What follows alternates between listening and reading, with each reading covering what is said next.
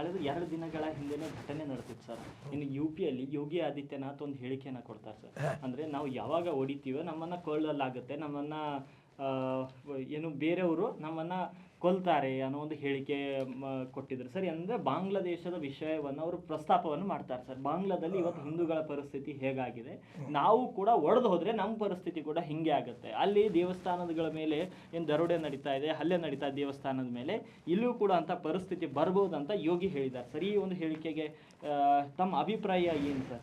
ಯೋಗಿ ಅವರು ಕೆಲವು ಮಹತ್ವದ ವಿಷಯಗಳನ್ನು ತನ್ನ ಸುಧಾರಣೆಗಾಗಿ UP ಸುಧಾರಣೆಗಾಗಿ ಮಾಡಿದ್ದಾರೆ.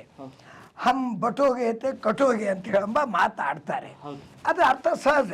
ಇವ್ರು ರಾಜಕಾರಣಿಗಳು ಎದಕ್ಕೆ ಹೆಂಗೆ ಹೋಲಿಸ್ಕೊತಾರೋ, ಇವ್ರು ರಾಜಕಾರಣಕ್ಕೆ ಹೋಲಿಸ್ಯಾರೋ ರಾಷ್ಟ್ರಕ್ಕೆ ಹೋಲಿಸ್ಯಾರೋ ಎಂಬುದನ್ನು ವಿಚಾರ ಮಾಡಬೇಕು. ಅಂದರೆ ನಾವು ಭಾರತದಲ್ಲಿ ಹಿಂದೂಗಳೇ ಒಡಕಾದ್ರೆ ಸೋಲ್ತೀವಂತಲ್ಲ, ಸಮಾಜದಲ್ಲಿದ್ದ ನಾಗರಿಕರು ನಮ್ಮಲ್ಲೇ ಒಡಕಾದಿವೆ ಅಂದರೆ ನಮ್ಮ ರಾಜ್ಯ ಕೆಡ್ತದೆ, ನಮ್ಮ ರಾಷ್ಟ್ರ ಕೆಡ್ತದೆ ಎಂಬ ಉದ್ದೇಶನೂ ಇರಬಹುದು.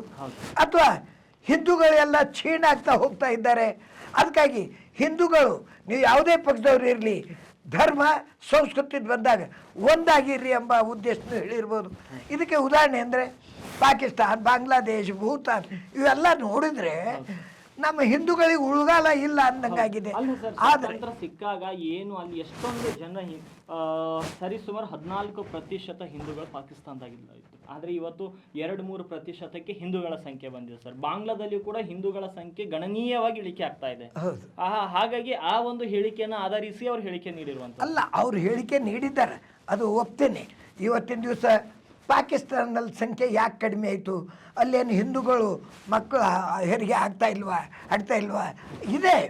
ಆದರೆ ಅಲ್ಲಿನ ಮಕ್ಕಳಿಗೆ ಕೊಲೆಯಾದರೂ ಮಾಡ್ತಾರೆ, ಅಥವಾ ತಾವು ಒತ್ತಾಯಪೂರ್ವಕವಾಗಿ ತೆಗೆದುಕೊಂಡು ಹೋಗ್ತಾರೆ, ಅಥವಾ ಧರ್ಮ ಪರಿವರ್ತನೆ ಮಾಡ್ತಾರೆ. ಈ ರೀತಿಯಿಂದಾಗಿ ಹೊರಗಿನಲ್ಲಿ ಆಗ್ತದೆ. ನಾವು ಪ್ರಜಾಪ್ರಭುತ್ವವನ್ನು ಹಣೆಪಟ್ಟಿ ಕಟ್ಕೊಂಡಂಥ ಜನ ಮತ್ತು ಪ್ರಜಾಪ್ರಭುತ್ವ ಇಲ್ಲಿ ಸರಿಯಾಗಿ ಇರ್ತಕ್ಕಂಥ ಜನ. ಬಾಂಗ್ಲಾದೇಶಕ್ಕೆ ನಾವು ಅವರಿಗೆ ಸ್ವಾತಂತ್ರ್ಯವನ್ನು ತಂದು ಕೊಟ್ಟವರು. ಆದರೆ ಅದು ಅಂತಾರಲ್ಲ, ಮೂರ್ಖರ ಕೈಯಲ್ಲಿ ಕತ್ತಿ ಕೊಟ್ಟೇವು ಅಂದಂಗಾಗಿದೆ.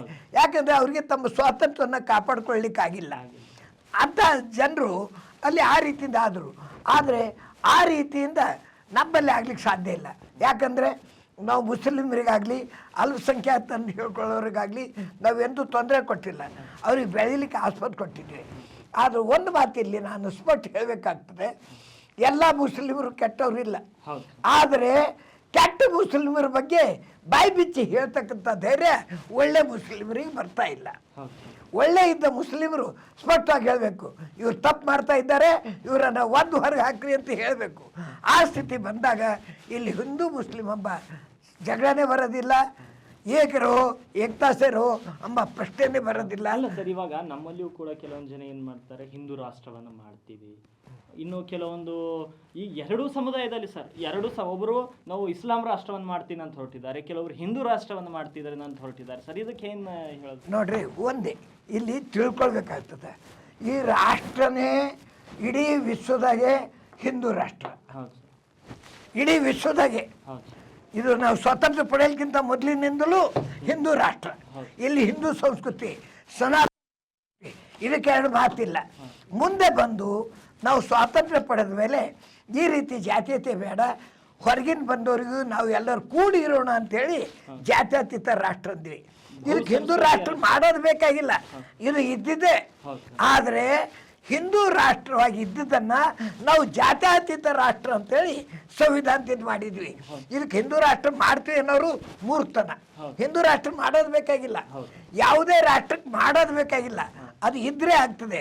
ಅಲ್ಲಿ ಇಸ್ಲಾಂ ರಾಷ್ಟ್ರ ಮಾಡಿದ್ರು ಪಾಕಿಸ್ತಾನದವರು ಹಾಳಾಗ್ತಾ ಇದ್ದಾರೆ, ಬಾಂಗ್ಲಾದೇಶದವ್ರು ಮಾಡ್ಬೇಕಂತ ಪ್ರಯತ್ನ ಮಾಡ್ತಾ ಇದ್ದಾರೆ. ಅವ್ರ ಭಾಷೆ ಮೇಲೆ ಆದರೂ ಈ ಜಾತಿ ಮೇಲೆ ಬರ್ತಾ ಇದ್ದಾರೆ.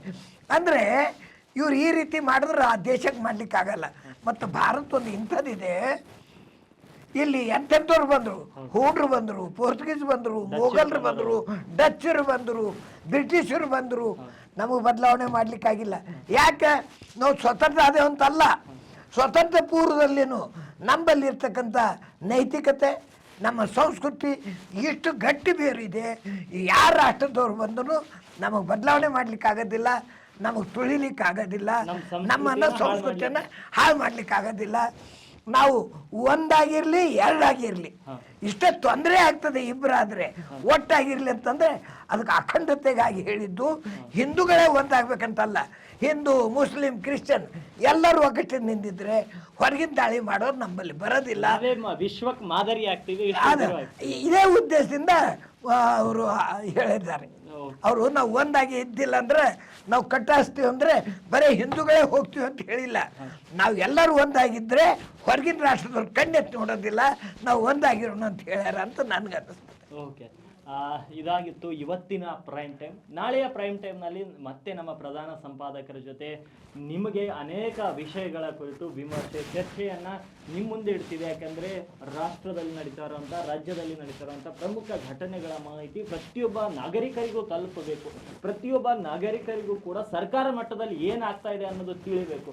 ವಿಶೇಷವಾಗಿ ಉತ್ತರ ಕರ್ನಾಟಕ ಭಾಗದವರು ಸರ್ಕಾರದಿಂದ ಬಂದಂಥ ಎಲ್ಲ ಸೌಲಭ್ಯಗಳ ಜೊತೆಗೇನೆ ಸರ್ಕಾರದ ಮಾಹಿತಿಯನ್ನು ಕೂಡ ತಿಳಿದುಕೊಳ್ಬೇಕು, ರಾಜಕಾರಣ ತಿಳ್ಕೋಬೇಕು ಅನ್ನೋ ನಿಟ್ಟಿನಲ್ಲಿ ಒಂದು ನೂತನ ಉತ್ತರ ಕರ್ನಾಟಕ ಸುದ್ದಿವಾಹಿನಿಯನ್ನು ಹುಟ್ಟುಹಾಕಿದ್ದು ಅದೇ ಉದ್ದೇಶಕ್ಕಾಗಿ. ಆ ಒಂದು ಉದ್ದೇಶವನ್ನು ಈಡೇರಿಸುವ ನಿಟ್ಟಿನಲ್ಲಿ ಈ ಪ್ರೈಮ್ ಟೈಮ್ ನಿಮ್ಮ ಮುಂದೆ ಬರ್ತಾ ಇದೆ. ಅದಕ್ಕೆ ನಿಮ್ಮ ನೈತಿಕ ಬೆಂಬಲವೂ ಕೂಡ ನಮಗೆ ಅವಶ್ಯಕವಾಗಿದೆ. ಮತ್ತೆ ನಾಳೆಯ ಪ್ರೈಮ್ ಟೈಮ್ನಲ್ಲಿ ಇನ್ನಷ್ಟು ವಿಷಯಗಳ ಕುರಿತು ಚರ್ಚೆ ಮಾಡೋಣ. ಉತ್ತರ ಕರ್ನಾಟಕನ್ನ ಆಲಿಸ್ತಾ ಇರ್ರಿ. ಇದು ಅನೇಕ ವರ್ಷಗಳಿಂದ ಬರೇ ಸಮಾಜಮುಖಿಯಾಗಿ ಬರ್ತಾ ಇದೆ. ಇದು ಯಾವುದೇ ಪಕ್ಷದ ಮುಖವಾಣಿ ಆಗೋದಿಲ್ಲ ಮತ್ತು ಮುಖವಾಣಿ ಅಲ್ಲ.